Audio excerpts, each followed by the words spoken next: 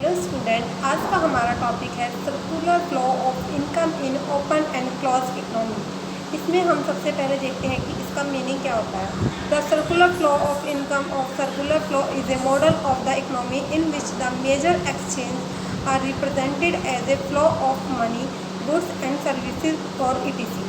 जो हमारा circular flow of income होता है वह क्या होता है, एक इकोनॉमी को रिप्रेजेंट करता है जिसमें मेजर एक्सचेंज होते हैं किसके, गुड्स एंड सर्विसेज के। आप देखते हैं कि हम कोई भी गुड्स लेते हैं, कोई भी सर्विसेज लेते हैं तो उसके बदले में आपको क्या देना पड़ता है, मनी देते हैं। तो ये फ्लो एक तरीके से चलता रहता है जिसमें क्या होता है, प्रोडक्शन होता है, प्रोडक्शन से हमारी इनकम होती है और इनकम से हमारी क्या होता है, एक्सपेंडिचर होते हैं और ये एक कंटिन्यू प्रोसेस में चलता रहता है।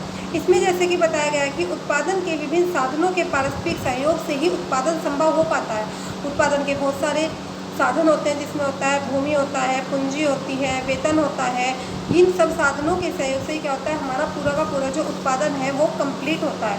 और इन उत्पादन के साधनों को इनके बदले में कुछ ना कुछ पारिश्रमिक या कुछ ना कुछ फल मिलता है। जैसे यदि हम भूमि का यूज़ करते हैं, जब हम लैंड का यूज़ करते हैं तो उसके बदले में हमें क्या मिलती है, लगान देनी पड़ती है। ऐसे ही हम किसी पूंजी का यूज़ करते हैं तो उसके बदले में हमें क्या देना पड़ता है, ब्याज देना पड़ता है।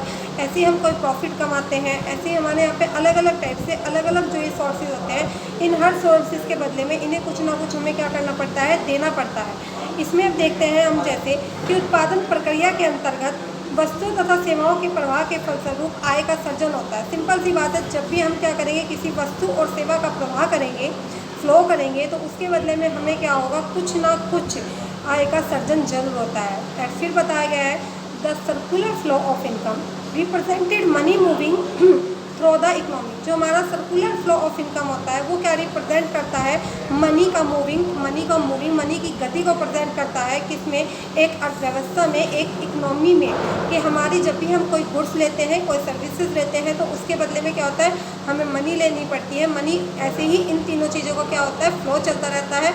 प्रोडक्शन होता है, प्रोडक्शन से इनकम होती है और उस इनकम से फिर क्या होता है, एक्सपेंस करते हैं और ये एक अर्थव्यवस्था को बनाए रखता है। It shows how house hold purchase goods and services from firm.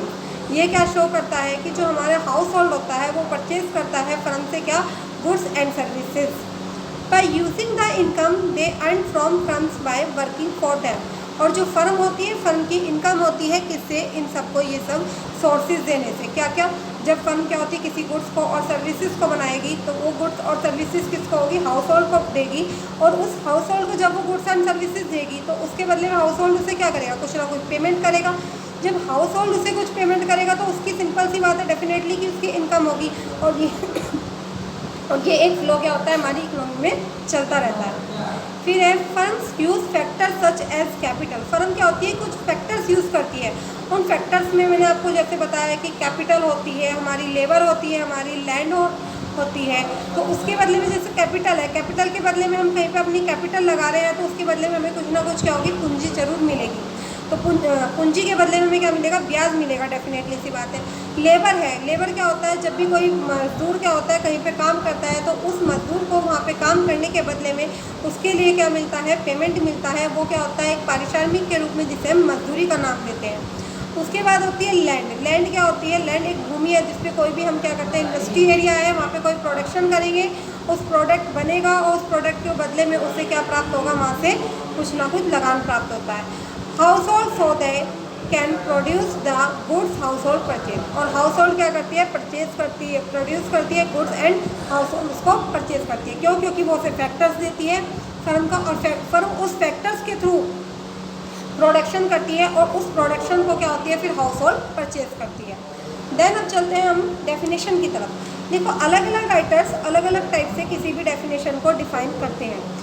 जैसे कि हमारे जो अकॉर्डिंग टू आरजी लिखते हैं वो क्या कहते हैं, the circular flow of income is the flow of payment and receive between domestic firms and domestic house hold. जो हमारी डेफिनेशन दी है लिप्से ने, उन्होंने बताया है क्या कि आय के चक्रा प्रवाह को इस प्रकार परिभाषित करते हैं लिप्से, आय का चक्राकार प्रवाह घरेलू फर्मों एवं घरेलू परिवारों के बीच भुगतान प्राप्तियों का प्रवाह होता है। वो बताते हैं कि जो भी हमारा आय का चक्र का प्रवाह होता है उसमें क्या होती है, दो चीज़ें होती हैं, एक तो फर्म होती है और दूसरा क्या होता है, हमारा हाउस होल्ड होता है।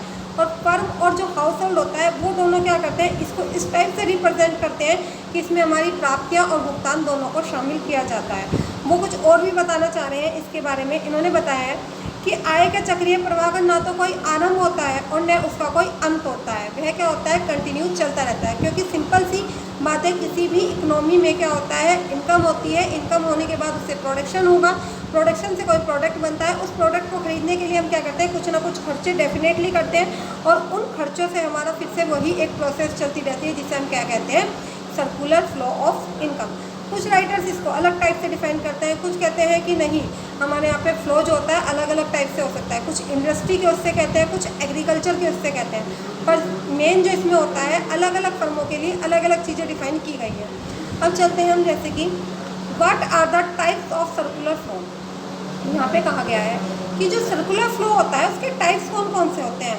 There are many types of circular flow of income. उसमें फर्स्ट देखते हैं क्या बताया इन्होंने, circular flow of income can be depicted in two sector. Mainly इन्होंने क्या बताया, सबसे पहले कि जो हमारा सर्कुलर फ्लो ऑफ इनकम होता है वो दो सेक्टर के बीच में होता है। वो कौन कौन से दो सेक्टर होते हैं, हाउस होल्ड और फर्म। हाउस होल्ड फर्म के बारे में इन्होंने कैसे बताया कि जो हाउस होल्ड होता है वो फर्म को फैक्टर्स ऑफ प्रोडक्शन के लिए देता है और फर्म उसके बदले में क्या होती है, हाउस होल्ड को कुछ क्या करती है, पेमेंट कर देती है ऐसे ही।